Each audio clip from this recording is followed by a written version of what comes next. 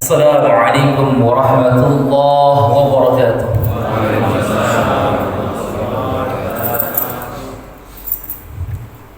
Innal hamdalillah nahmaduhu wa nasta'inuhu wa nastaghfiruh wa na'udzu billahi min shururi anfusina wa sayyiati a'malina.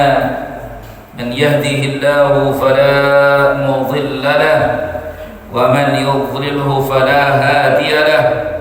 أشهد أن لا إله إلا الله وحده لا شريك له وأشهد أن محمدا عبده ورسوله لا نبي ولا رسول بعده. اللهم صل وسلم وبارك وكرم على حبيبنا ونبينا وشافعنا وسيدنا ومولانا محمد وعلى آله وأصحابه ومن تبعهم بإحسان إلى يوم الدين. أما بعد. Hadirin hadirat kaum muslimin dan muslimat, a'azzakumullah wa iyaya.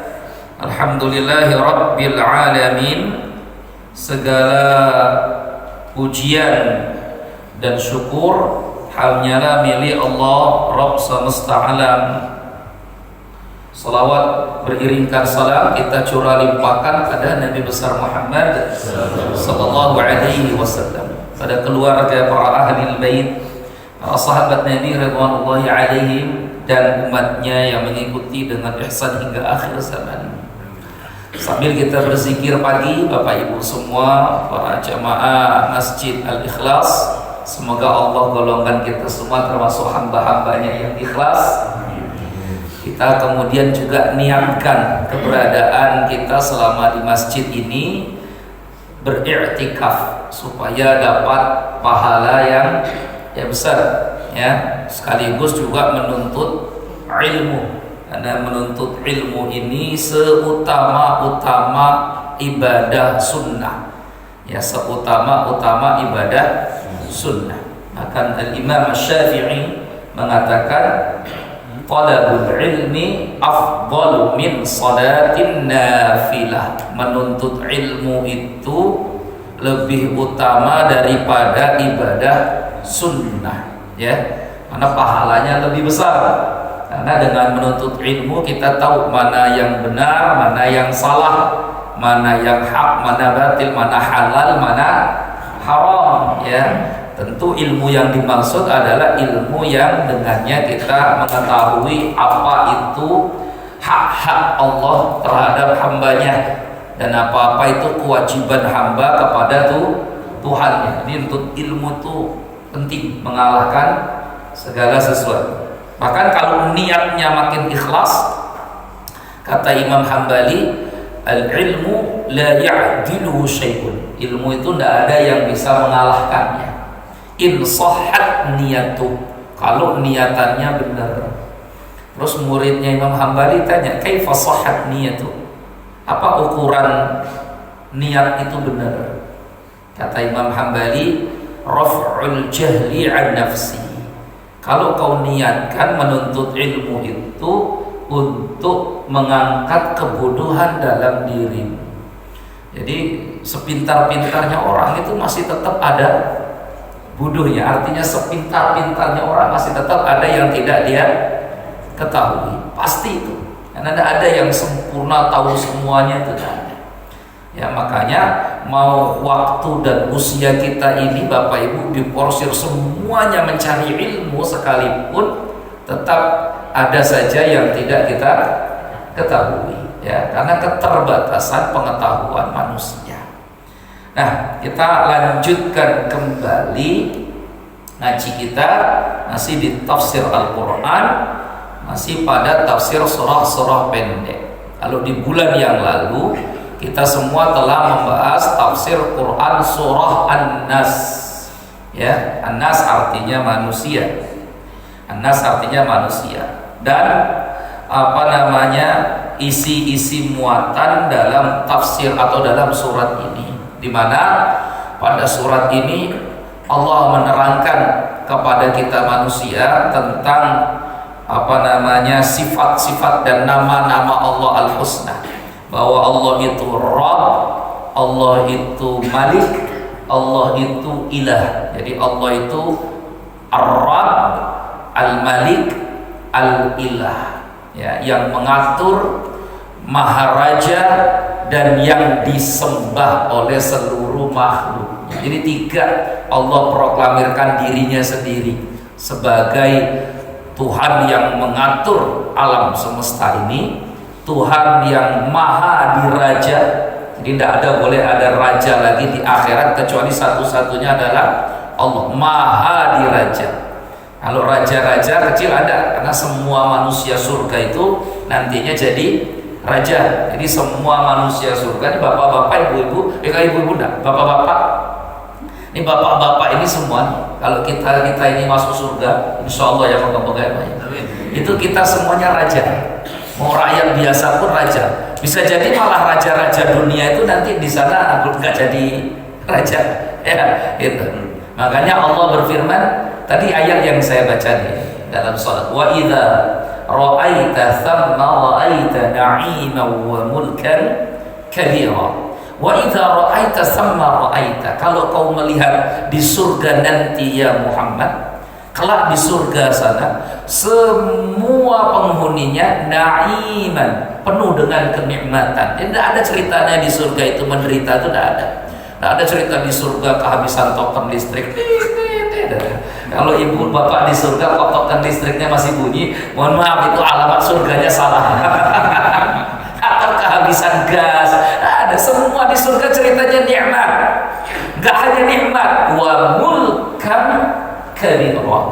Bahkan semua penghuni surga adalah raja. Ibu tahu, bapak tahu raja? Kira-kira raja itu masih mikirkan apa itu? Ya, raja itu semuanya nikmat hidupnya. Ya, raja itu nikmatnya apa? Hidupnya.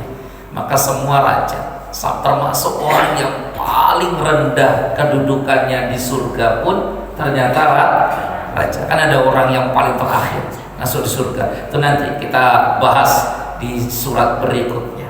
Ya, tapi intinya bahwa kalaupun nanti di surga ada raja-raja, tapi Allah lah yang maha raja, maha diraja itu apa sih namanya? Ya, maha diraja gitu ya. Macam-macam lah. Pokoknya raja yang paling tinggi, paling agung ya Allah Subhanahu wa taala, Malikin Nas. Nah, di surat An-Nas kita diperintahkan oleh Allah untuk berlindung dari khannas. Dari khannas. Khannas itu salah satu nama jin atau setan yang suka tinggal di hati manusia, di dada manusia. Khannas ini punya sifat, punya karakter yang kata para ulama ahli tafsir menukil dari sahabat Nabi Ibnu Abbas radhiyallahu an, idza dzakarallah, kata Ibnu Mas'ud ya, kata Ibnu Mas'ud radhiyallahu an, khannas itu apabila seorang hamba berzikir mengingat Allah, dia akan bersembunyi, nyumput dia, ya, melemah dia. Tapi kalau hamba ini lalai dari mengingat Allah, maka khannas akan menguasai dirinya. Jadi khannas itu nyumput kerjanya. Ya, kalau pas ingat Allah, ini pas begini-begini nih kita lagi ingat Allah, Bapak Ibu, setan khannasnya nggak terlalu dominan. Tapi kalau pas lalai dari Allah, jauh dari Allah, nah itu khannasnya di hati, di dada itu makin kuat. Bisikan-bisikan kepada keburukan itu makin kuat, ya. Itu. Jadi khannas ini tetap ada nemenin kita ini, ya, nemenin kita. Dia nyumput terus, ada berlindung di dalam dada manusia. Kita sudah bahas. Makanya kita diperintahkan oleh Allah untuk berlindung dari semua setan, baik setan dari kalangan jin atau setan dari kalangan manusia.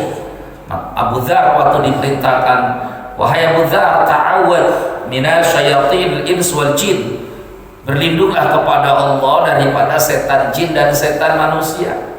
Dan Abu Dzar tanya, awa minal ins sayatin, apakah dari golongan manusia itu ada setan-setan ya Rasul? Ada setannya. Dari manusia ada setannya, gitu ya.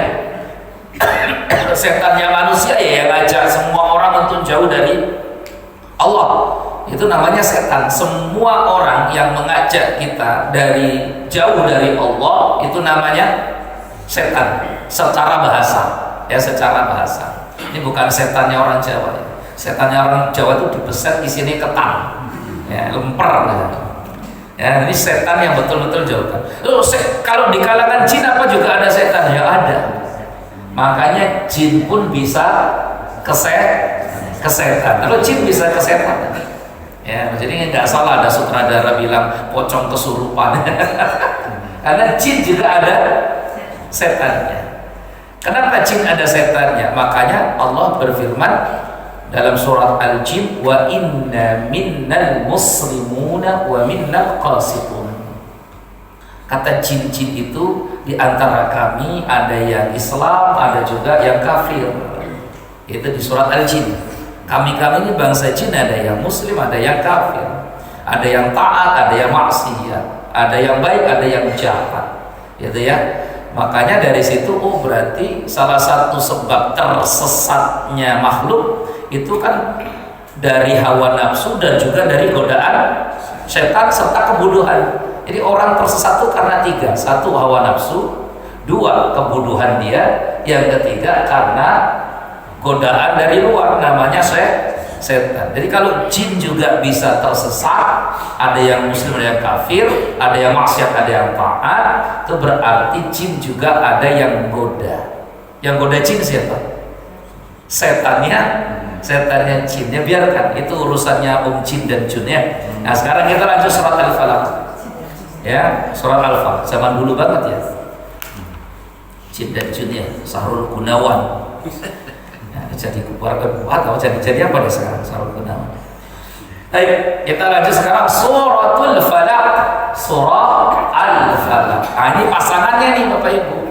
Ya, ini pasangannya nih, namanya suami istri atau pengantin baru lah. Karena nggak dipisahkan. Kalau sudah baca surat Al-Falaq, ya baca surat An-Nas. Ada dua surat ini disebut Al-Mu'awwidzatain, dua surat perlindungan. Ya, dua surat perlindungan. Karena memang surat ini turun untuk melindungi.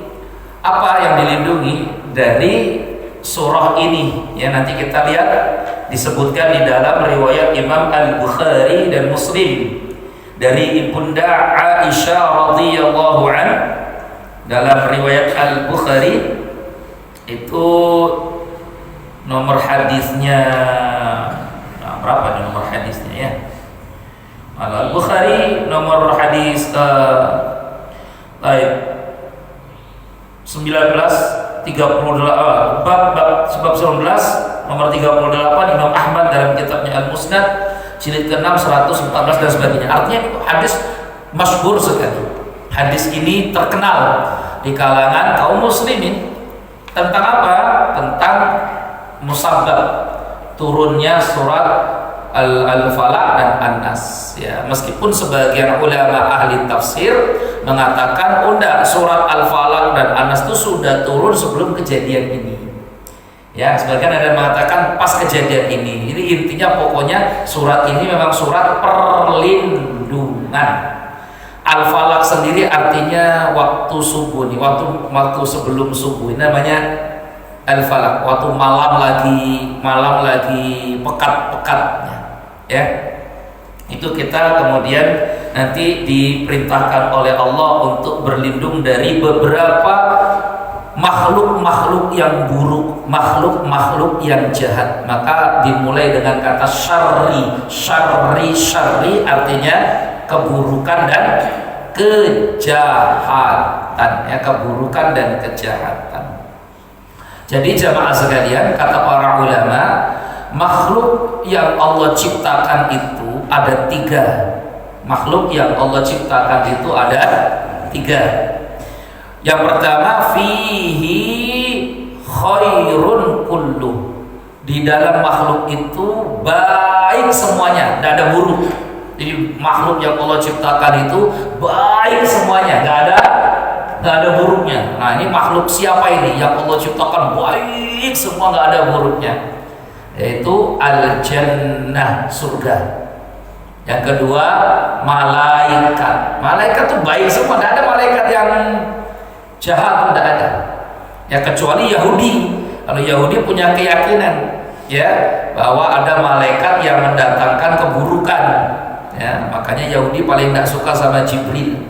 Yahudi paling tidak suka sama Jibril, tidak suka. Ya, karena baginya ini kalau sudah datang ini buruk, ini nanti perang ini dan sebagainya.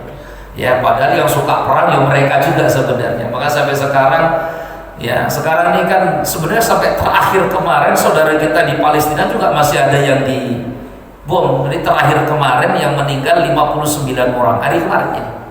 Ya, cuma kan sudah tidak di berita-berita karena tidak terlalu viral. Karena sudah juga semakin banyak diberitakan juga dunia tidak ada reaksi, diam saja. Ya, gitu. Kecuali Iran sama Palestina kemarin yang perang, tapi perangnya nggak lama, sebentar saja. Ya, perangnya sebentar saja. Tapi kalau sama Palestina bukan perang. Sebenarnya kalau sama Palestina itu bukan perang. Perang itu kan kalau sama atau imbang. Kalau ini kan nggak imbang. Ini kan sama seperti adik Ray ngadepi anak SD lah gitu ya. Adik Roy yang bodohnya ukur gitu ngadepi anak SD gitu. Ya, itu bukan kelahi ya gitu. Kalau ini juga namanya bukan perang, tapi lebih kepada pembantaian, lebih kepada genosida sebenarnya. Tiap hari ada mati, tiap hari sampai sekarang.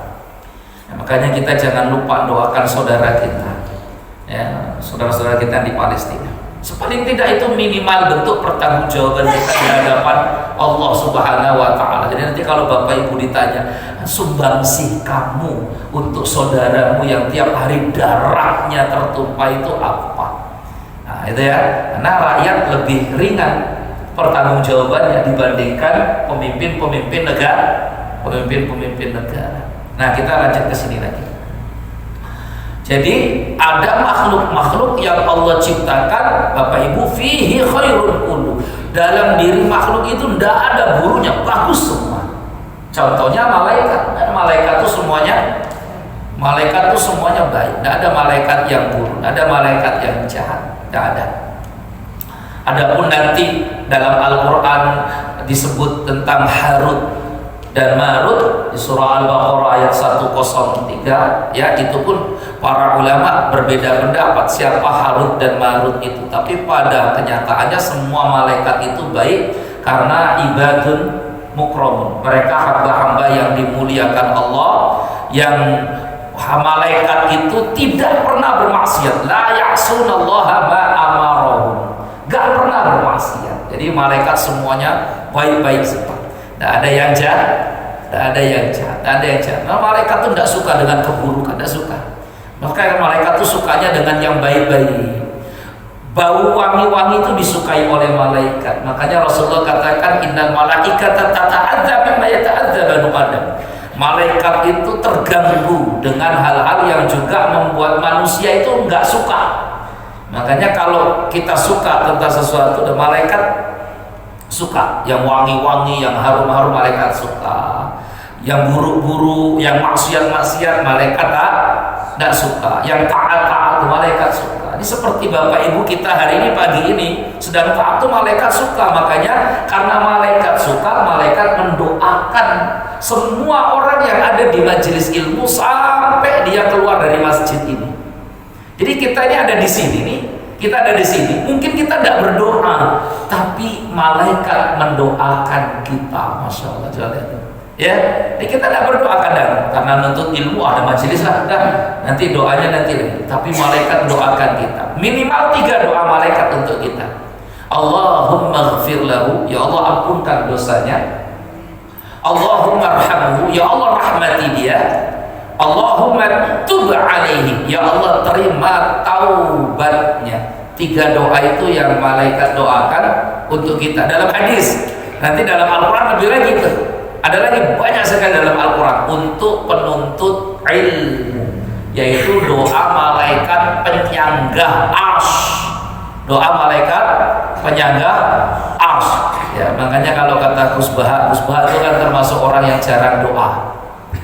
Karena beliau cerita, ya katanya beliau itu termasuk orang yang jarang doa. Kenapa kok jarang doa? Karena katanya beliau itu penuntut ilmu. Beliau itu hafal Quran. Ya, sehingga beliau tahu bahwa penuntut ilmu itu jarang doa pun sudah banyak yang doakan. Ya, kalau kita ini kadang ibadah enggak, nuntut ilmu enggak, siapa yang mendoakan kita? Nunggu kita mati baru didoakan, Allahumma ighfir lahu warhamhu. Nunggu matinya saja, nunggu mati. Tapi masya Allah, ya jamaah di sini rajin nuntut ilmu maka didoakan. Jadi intinya ada makhluk yang Allah ciptakan fihi khairun kullu, enggak ada buruknya.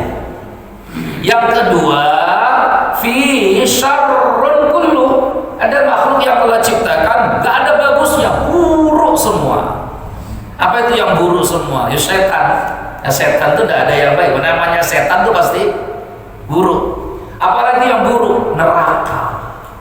Ya, makanya di neraka itu tidak ada baik, buruk semua.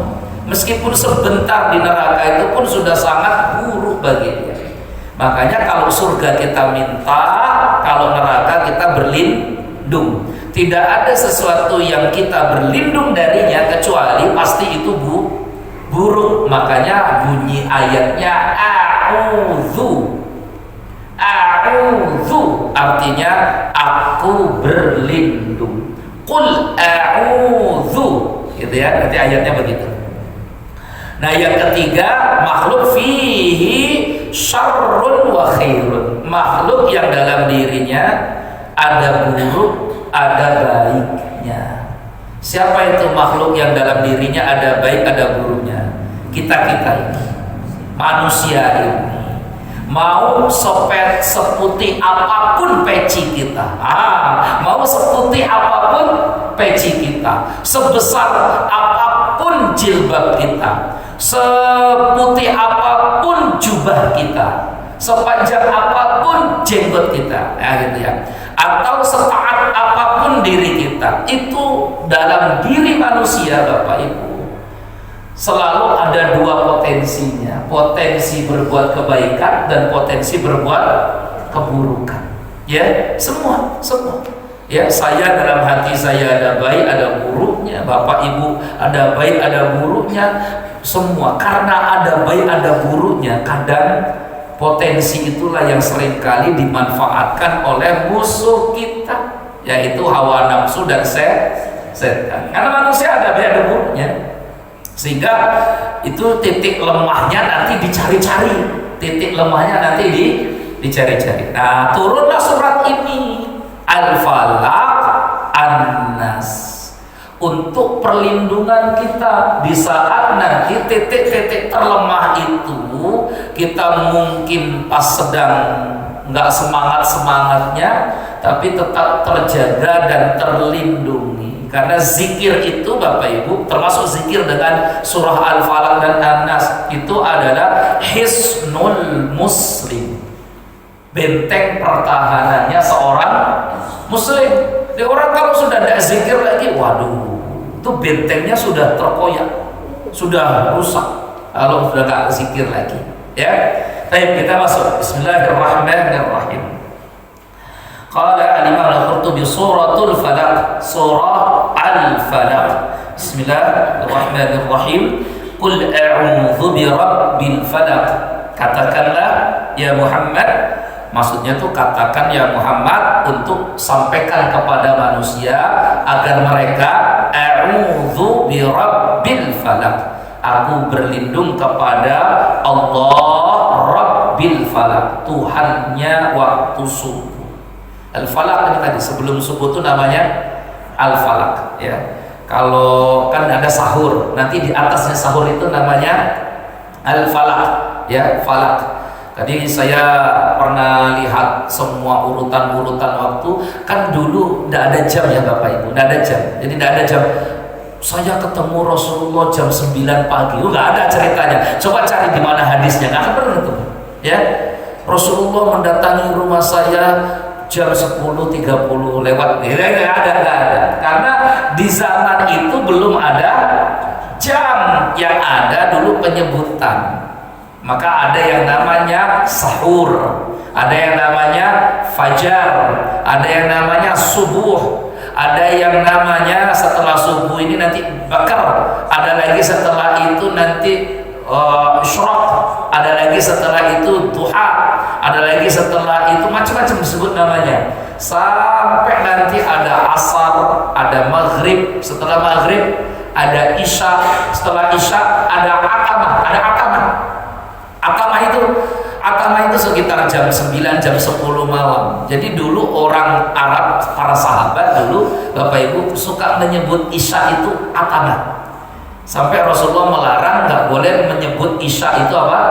Atamah. Karena atamah itu kan waktu. Yang diperintahkan itu sholat isya. Tapi kalau atamah itu ada waktunya. Karena biasanya mereka dulu kerjakan sholatnya di jam-jam itu dan sebagainya. Jadi dulu belum ada penyebutan jam sekian, tapi pada disesuaikan dengan kondisinya. Maka al-falaq itu waktu sebelum sahur, menjelang subuh. Min syarri ma khalaq, dari keburukan dan kejahatan makhluk yang Allah ciptakan. Nah, tadi yang saya sebutkan tadi. Oh, berarti yang buruk-buruk apa? Nih, disebut yang pertama yang buruk-buruk. Wa min syarri ghasiqin idza waqab, dari keburukan dan kejahatan malam hari apabila telah pekat, telah hitam pekat. Ghasiq idza waqab. Wa min syarri naffasati fil uqad, dan dari keburukan kejahatan penyihir-penyihir nafasat yang suka meniup-niupkan fil uqad, di dalam buhul-buhulnya. Karena penyihir-penyihir itu biasanya suka niupkan buhul. Makanya rata-rata sihir itu mau di Arab, mau di Indonesia, mau di mana-mana, kalau sudah membaca mantra, nah itu langsung disebut. Itu namanya nafasat, ya. Karena semua penyihir sama. Tapi di sini disebut nafasat, wanita-wanita penyihir. Kenapa disebut wanita? Nanti kita kaji. Karena banyak tukang sihir itu perempuan. Laki-laki juga ada, tapi perempuan itu lebih menarik dibahas. Makanya di Indonesia juga penyihir banyak perempuan. Setan juga banyak perempuan. Ada mak lampir lagi apa perempuan, Pak? Ada apa, blorong, nyi blorong, lagi apa perempuan tuh? Nyi rorong kidul. Gitu ya. Jadi setan ini banyak perempuan ya. Nah, makanya mengerikan ini ya. Hati-hati, usahakan bapak-bapak yang di rumah kondisikan jadi bidadari, jangan jadi mak lampir. Kalau yang di rumah kayak mak lampir, kita nanti rumah sebesar apapun nggak nyaman, Pak. Nggak nyaman, karena yang di dalamnya kayak mak lampir, anaknya kayak gerandong lagi, walah makin repot lagi. Tahu gerandong nggak? Nggak tahu gerandong ya? Nah, ini nggak nonton film mak lampir di zaman dulu. Tahun 90-an kan kita tuh cuma hiburannya nonton ya. Malam punya cucu namanya gerandong. Ya. Wa min syarrin nafasati fil uqad. Nanti kita bahas dari keburukan para penyihir yang meniupkan buhul-buhulnya, mantra-mantranya di buhul. Wa min syarri hasidin idza hasad, dan dari keburukan orang yang dengki. Ini ayat, ini surat panjang akan kita jabarkan karena ini semua ayat-ayatnya kita mesti jelaskan agar kemudian mendapatkan hikmah. Yang pertama, kita mulai dari riwayat hadis tentang surat ini. Tadi yang saya sebutkan dalam riwayat Al-Bukhari dan Muslim dari Ibunda Aisyah radhiyallahu anha, di mana anna Nabiy sallallahu alaihi wasallam saharahu yahudiyyun min yahudi Bani Zuraiq. Dalam hidup Nabi, Bapak Ibu, Rasulullah itu pernah kena sihir. Ini Nabi Muhammad itu pernah terkena sihir dari yang dilakukan oleh seorang Yahudi dari Bani Zuraiq. Jadi Yahudi Bani Zuraiq, yuqalu lahu Labid bin Al-A'sam atau Lubaid bin Asam, tergantung cara membacanya. Kalau saya baca Labid ibn al-Aqsam. Jadi ada seorang Yahudi laki-laki namanya Labid bin Aqsam. Dia menyihir Rasulullah sallallahu alaihi wasallam. Nabi pernah kena sihir? Iya. Rasulullah pernah kena sihir. Loh, katanya Rasulullah Nabi utusan Allah, masa bisa kena sihir? Loh, memang utusan Allah tidak bisa kena sihir. Ketika Rasul itu terkena sihir, berarti di sana kita mesti yakini dulu Bapak Ibu bahwa segala sesuatu yang dialami oleh Rasulullah atau Rasul utusan Allah itu pasti ada hikmah dan hukum di baliknya. Itu yang pertama tuh, ya.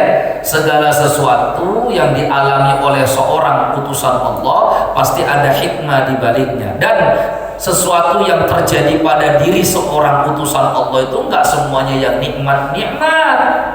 Maka utusan Allah itu bisa kenyang, bisa juga lapar, untuk menunjukkan mereka manusia utusan Allah. Maka bisa kenyang, bisa lapar. Utusan Allah juga bisa sehat, bisa sakit. Nanti kalau loh katanya utusan Allah masa sakit? Loh, kata siapa Rasul utusan Allah nggak bisa sakit? Makanya Nabi siapa yang sakit? Ayub sakit, ya.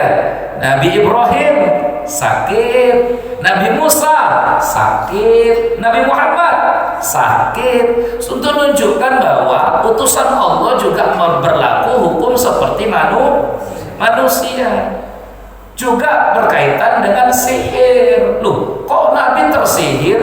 Maka dalam Al-Quran disebutkan yang terkena sihir itu bukan hanya Nabi Muhammad, tapi ada Nabi yang lain juga terkena sihir. Nabi siapa? Yuk, Nabi siapa dalam Al-Quran yang juga terkena sihir? Nabi Musa alaihissalam. Nabi Musa kan terkena sihir, ya. Itu wa yukhayyalu ilaihi min sihrihim annaha tas'a. Quran surat Thaha. Maka Nabi Musa pun tersihir, matanya tersihir. Apa yang dilakukan oleh para penyihir-penyihir Fir'aun itu? Tali-tali yang mereka lemparkan berubah menjadi ular. Maka Nabi Musa pun melihat tuh ular banyak betul, sampai Nabi Musa ada rasa takut. Iya, rasa takut. Orang-orang juga takut melihat. Artinya yang kesihir pada waktu beradu kesaktian itu, semua orang yang hadir semuanya tersihir.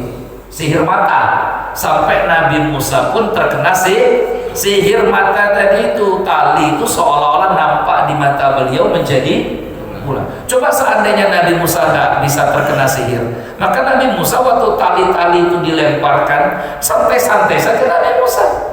Karena Nabi Musa nyantai betul. Apanya kita takut, itu tali semua, kan gitu ya. Tapi ternyata Nabi Musa pun ada rasa khawatir. Maka dalam Al-Quran dikatakan wa yukhayyalu ilaihi min sihrihim annaha tas'a. Bahkan dihayalkan dalam pikirannya Nabi Musa bahwa tali-tali itu berubah menjadi ular, ya. Artinya nggak hanya Nabi Muhammad yang kena sihir, Nabi Musa pun terkena sihir. Terus kenapa Rasulullah terkena sihir? Untuk pelajaran kita semua. Jangan sok-sokan. Mentang-mentang sudah ngaji seminggu sekali, ngaji tafsir Quran, ditambah lagi nanti sama Ustaz Maksum ngaji apa? Hadis. Terus ditambah lagi hafal Quran minim 1 juz, 2 juz, apalagi yang 30 juz. Udahlah, insyaallah nggak kesurupan. Wah, ada yang hafal Quran kesurupan tuh ada, ya, gitu. Santri saya hafalannya Al-Quran banyak, kesurupan ada. Ini hafalan Qurannya belasan juz, santri saya kesurupan. Saya sampai bilang sama orang tuanya, kok bisa kesurupan ya Pak? Apa coba lihat? Ya, artinya untuk nyadarkan kita, apalagi yang hafal Quran saja bisa kesurupan, apalagi yang nggak hafal Quran. Oh, tapi saya nggak hafal Quran Ustaz, kok nggak kesurupan?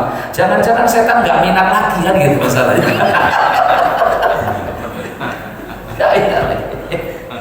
Jangan salah Pak.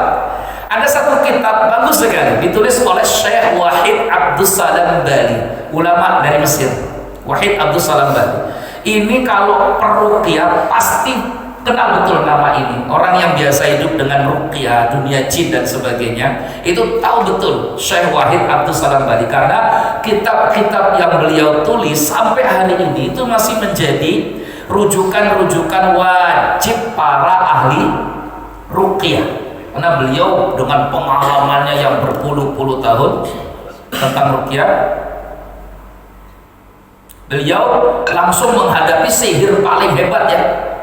Karena sihir paling hebat itu kan di Afrika. Beliau berdakwahnya ke Afrika. Mesir itu kan dari Afrika. Nah, maka beliau tulis banyak buku. Saya saja ada beberapa buku beliau di rumah. Termasuk insya Allah nanti kita akan baca karena berkaitan dengan surah Al-Falaq. Namanya As-Sarimul Battar. Ada lagi Wiqayatul Insan dan macam-macam.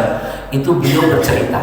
Ini sebelum kita masuk ke hadis. Ini beliau bercerita tentang kejadian nyata yang beliau alami. Seorang da'i dikenal di Mesir, ahli ruqyah, lulusan Al-Azhar University Mesir.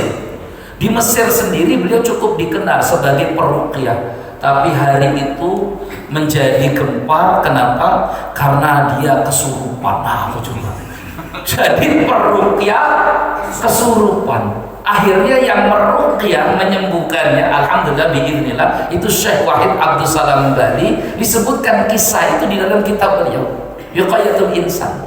Maka di kitab Sharimul Battar beliau nanti menceritakan ungkap apa saja trik-trik dan cara-cara dukun untuk mendapatkan kesaktian dan cara perlindungannya. Nah, itu bukunya ada siapa? Itu buku kalau dibaca sama orang yang hatinya rusak, tuntas ngaji itu jadi dukun dia. Karena dijelaskan semua tata caranya. Kalau mau jadi dukun, ilmu ini, ilmu sebutkan itu ya. Itu masih pakai bahasa Arab. Jadi kalau dibaca orang hatinya kotor, tuntas baca itu malah jadi dukun ya. Jadi dukun. Nah, ini beliau cerita. Seorang ahli ruqyah di Mesir, lulusan Al-Azhar, gempar tiba-tiba kesurupan. Maka orang bingung, ini orang biasa meruqyah malah kesurupan. Syekh kemudian datang, Wahid Abdus Salam Bali, ya, hafizahullah ta'ala. Jadi Bapak Ibu kalau suka buka YouTube bisa dicari beliau, ya, karena pengalamannya luar biasa. Sampai kemudian beliau cerita, setelah di ruqyah ini, seorang ustadz ini, ya, kemudian dapat berkomunikasi dengan jin yang masuk dalam tubuhnya. Maka Syekh Wahid Abdus Salam Bali tanya kepada beliau, kepada jin itu, kenapa kok kalian bisa masuk? Kata dia, kata jin-jinnya, di dunia kami para jin, manusia ini adalah termasuk musuh terbesar, salah satunya, ya, termasuk Anda, termasuk kamu katanya. Jadi kamu juga musuh terbesar kami dalam dunia jin. Ditunjuk itu Syekh Abdus Salam Bali. Kenapa? Karena orang-orang seperti ini yang meruqyah ini, saya juga dulu meruqyah 7-8 tahun, nah setelah itu terus berhenti, nggak lagi, ya, kayaknya nggak kuat, nggak kuat ya. Nah terus kemudian termasuk ini, nah Abdus Salam Bali tanya, kenapa kok kamu bisa masuk ke tubuhnya? Ini padahal dia peruqyah, ahli Quran dan sebagainya. Maka kata jin, butuh waktu lama kami untuk bisa masuk ke tubuh ini. Waktu lama. Sampai harus para setan-setan itu kerja keras, nyari titik terlemahnya. Pokok harus, mungkin kalau kita tuh sip-sipan lah itu. Sip-sipan ya. Pokok awas terus pantau ini, cari titik terlemahnya di mana. Sip-sipan mungkin setan. Loh setan kan begitu Pak, nggak pernah mengenal kata menyerah. Makanya Imam Al-Hasan Al-Basri itu pernah ditanya, apakah setan ada liburnya? Artinya ambil cuti nggak setan itu sebenarnya? Gitu ya. Jadi kata Imam Al-Hasan Al-Basri disebutkan nanti di tafsir surat ini kalau nggak salah, atau di Sofwatut Tafasir, ada kitab Sofwatut Tafasir karya As-Sabuni, itu ceritakan tentang ini. Apakah setan itu ada cutinya, liburnya? Kata Al-Hasan Al-Basri, muridnya Ummu Salamah, istri Nabi, kata beliau, kalau setan itu ada cuti, kita bisa istirahat sebentar. Jadi setan itu nggak pernah kenal kata cuti, selalu pantau betul, lama mencari titik lemahnya alumni Al-Azhar peruqyah ini, sampai, nah ini ceritanya, suatu hari katanya dia lupa baca doa masuk ke WC. Jadi ini kejadiannya nyata di Mesir. Dia lupa baca doa masuk WC, mungkin karena terburu-buru sekali mungkin ya, terburu-buru, namanya WC kan itu, kebelet atau apa, masuk begitu. Kata setan, ini kesempatan, muah langsung. Jadi hanya waktu sedetik, sesaat tadi, dia lupa baca doa masuk WC, langsung masuklah setan-setan tadi ke dalam dirinya, kesurupan, terganggu jiwanya, gitu ya. Akhirnya kemudian alhamdulillah biiznillah keluarlah jin ini dari badannya. Tapi kisah yang dibawakan oleh Syekh Wahid Abdul Salam tadi dalam kitab beliau Wiqayatul Insan itu nyadarkan kita semua, ya Allah, ternyata orang beriman itu di mata setan seperti mutiara yang berkilauan. Setan ingin sekali memilikinya, ya. Beda sama orang nggak beriman. Maka orang yang beriman selalu dekat pada Allah. Sekali waktu dia tidak ingat kepada Allah, itu kesempatan betul bagi setan untuk bisa merusaknya. Itu ibarat, mohon maaf ya, rumah mewah semuanya selama ini tersembunyi, terjaga, rapat, sulit untuk dimasuki, sehingga orang, para pencuri-pencuri dari luar itu penasaran betul. Ini kira-kira di dalamnya ada apa? Kok mewah sekali kelihatannya dari luar? Itulah hati seorang mukmin. Tiba-tiba suatu hari pencuri yang sudah mantau bertahun-tahun melihat gerbangnya terbuka, pintunya ada longgar sedikit saja karena lupa zikir, sedikit terbuka sedikit saja, itu langsung membuat setan atau pencuri tertarik untuk masuk. Itulah analogi dari tadi, ya, analogi dari perumpamaan zikir dan tidak zikir. Maka orang beriman itu paling ditunggu-tunggu setan, Bapak Ibu. Kapan ini lupanya? Kapan lupanya? Beda sama orang yang sering lupa kepada Allah. Itu bagi setan nggak ada nilainya.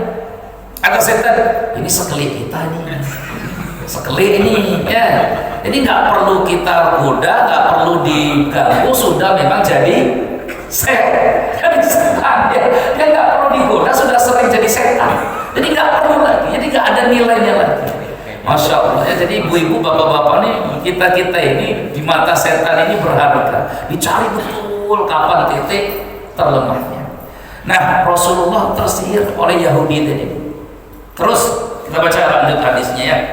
Namanya Labid bin Asam. Hatta yukhayyalu ilaih. Nah, sama kan bunyi kalimatnya? Hatta yukhayyal ilaih, sampai dikhayalkan dalam benak Nabi, sama seperti Nabi Musa yang yukhayyal ilaihi min sihrihim. Jadi sihirnya itu bukan sihir yang santet atau apa, enggak. Untuk seorang Nabi Rasul hanya sihir khayal. Sihir apa? Khayalan. Maka kemudian Rasul pun tertidur. Dalam kondisi tertidur, Nabi SAW kemudian didatangi oleh dua malaikat. Satu malaikat Jibril, yang satu lagi wallahu alam, para ulama tersebutkan.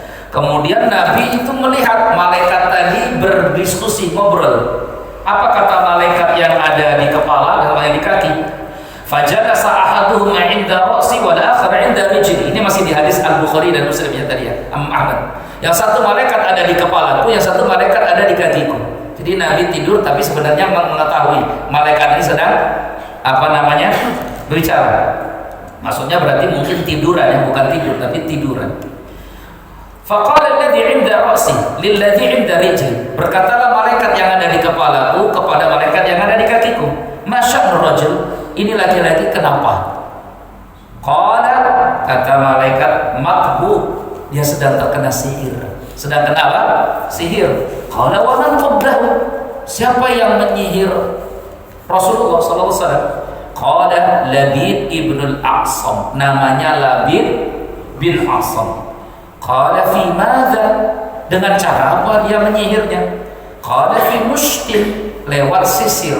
Jadi Rasulullah tuh kena sihir lewat sisir. Ibu tahu sisir? Yang biasa ibu pakai untuk sisiran itu. Fi mushtin wa musyaqqatin, ya, dari sisir. Kok bisa dari sisir? Iya, dari sisir Nabi itu ada rambut Rasulullah. Kan rambut Nabi itu kan agak panjang ya Bapak Ibu ya, sebagaimana disebutkan Imam Tirmidzi dalam kitab Syama'il Muhammadiyah beliau bahwa rambut Rasulullah itu kan sepanjang ini nih, bahu. Kalau rambutnya pendek seperti saya, insya Allah ketika disisir nggak ada yang nyangkut.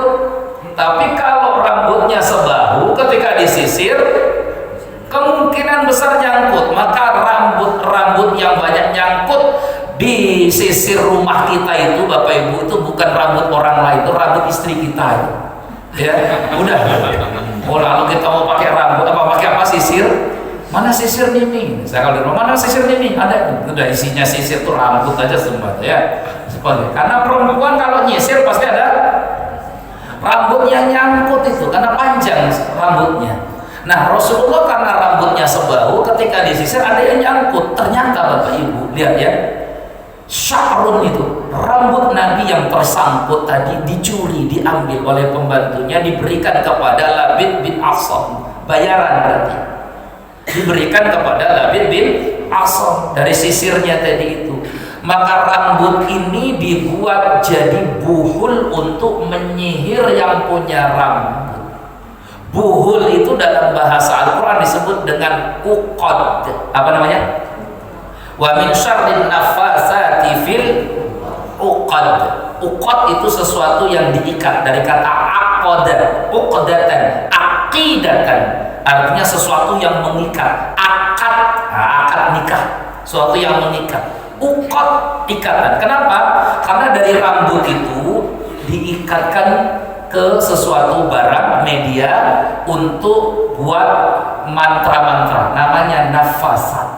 Nah, di mana-mana kalau Bapak Ibu suka nonton dukun-dukun tuh, film-film dukun, biasanya dia nanti ada bawa media ya. Medianya seperti apa? Boneka, nanti ada foto di sana. Ya, foto bapak atau foto ibu. Ada gitu. Atau kalau nggak foto, mohon maaf, biasanya ada pakaian dalam. Ya, macam-macam orang pakainya. Namanya butuh media. Setan itu butuh media, penyihir itu butuh media untuk membuat sihir.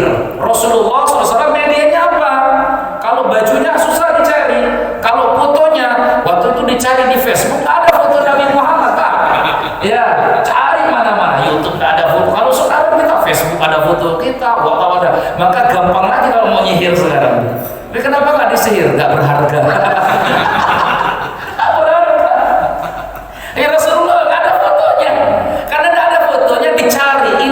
Medianya, sya'r, rambutnya. Setelah buhul tadi dibuat oleh penyihir, dilemparkanlah buhul ini fi bi'ri arwan, di sumur Dzu Arwan.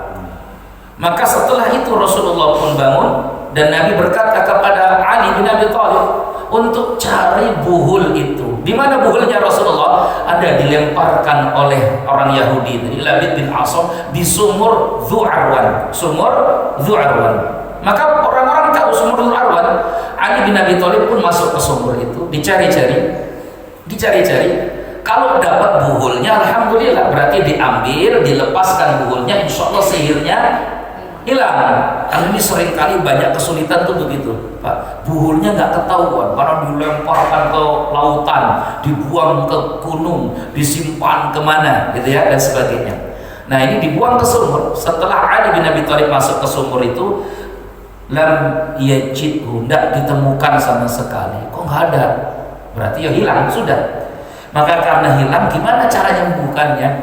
Malaikat yang dua tadi pun membacakan qul a'udzu birabbil falaq dan qul a'udzu birabbin nas. Selesai itu hilanglah sihirnya. Selesai. Ini baru mukadimah ya Pak ya.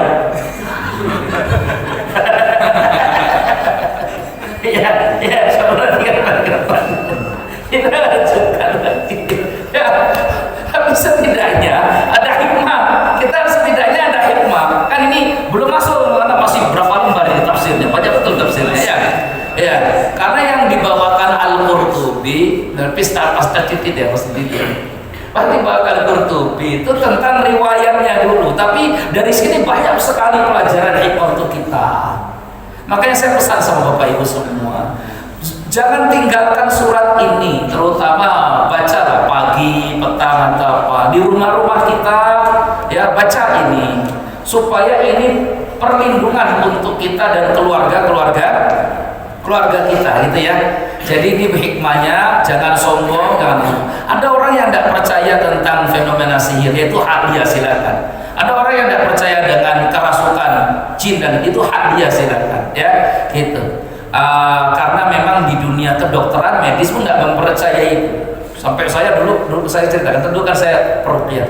Saya ketemu sama teman saya, sama-sama kita di Kepri waktu itu, ya dokter dari Trisakti, Universitas Trisakti, kunjungan ke sana. Ada tugas namanya dokter keluarga, dulu ada program namanya dokter keluarga.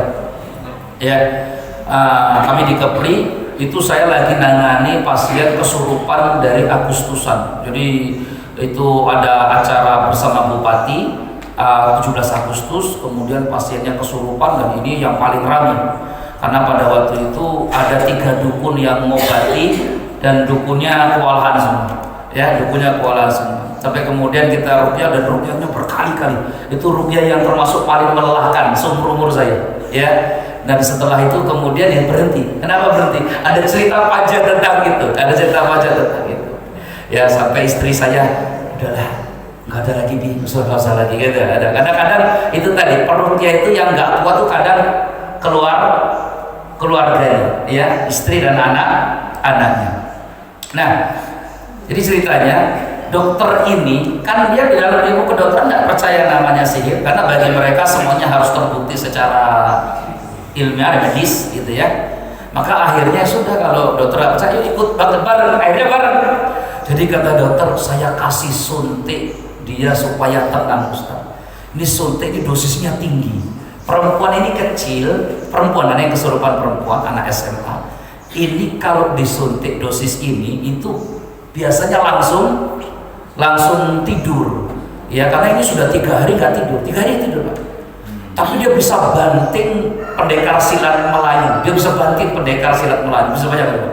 Ya, jadi dia bisa silat-silat itu. Orang yang ahli silat tadi bisa dibanting. Kalau logika kita, perempuan ini harusnya nggak bisa banting, tapi bisa kebanting. Ini nyata semua, nyata. Akhirnya dokter ini suntik. Setelah disuntik nggak tidur. Maka kata dia, ini baru pengalaman saya di sini Ustaz. Kok bisa dia nggak tidur? Ya ini kena kesurupan. Jinnya masih ada, gimana mau tidur? Tapi kami nggak percaya masalahnya. Sudah itu haknya dokter. Tapi dalam agama kita disampaikan tentang ajaran kesurupan. Surat Al-Baqarah. Maka orang yang makan riba itu dalam Al-Quran nanti bangkit dalam kondisi seperti mabuk, seperti kesurupan. Dalam Al-Quran itu ya, itu disebut oleh Allah. Semua agama percaya kesurupan. Agama Kristen dan Nasrani percaya kesurupan. Agama Hindu juga percaya kesurupan. Agama Buddha juga percaya. Islam juga meyakini gitu ya. Meskipun sulit dibuktikan secara medis, karena medis bicaranya ilmiah dan sebagainya. Tapi tidak semua yang tidak bisa dibuktikan secara medis itu tidak ada. Maka kata guru kami, Dr. Ahmad Ikhwani, kemarin dibahas, kalau ada orang yang nggak percaya kesurupan itu hak dia, tapi kalau tidak percaya jin, kafirlah dia. Itu ya. Kalau nggak percaya jin, kafir dia, karena jin disebutkan di dalam Al-Quran. Tapi kalau kesurupan dan kesurupan itu hanya menyimpang saja, tapi tidak jatuh pada kekafiran. Wallahu a'lam bishawab. Sampai di sini selesai ya Pak ya. Ini jam berapa Pak? Sudah selesai ya? Nggak ada yang mau didiskusikan kan? Sudah ya?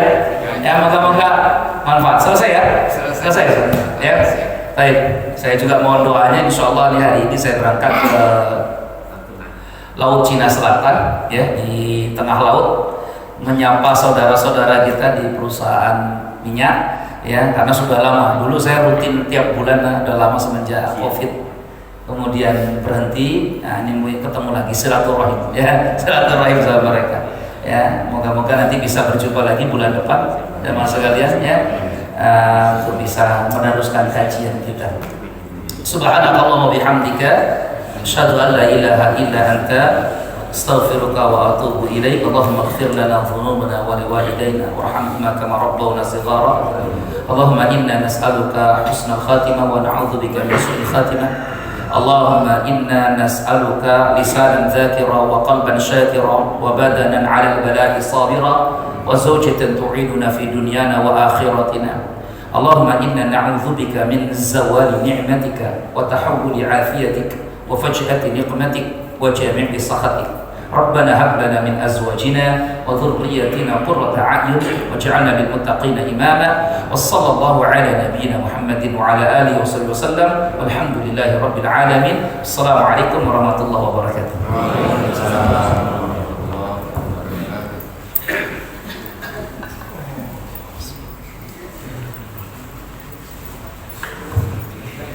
Alhamdulillahirabbil alamin. Hadirin wal hadirat rahimakumullah. Dengan tadi kajian masuk kepada surat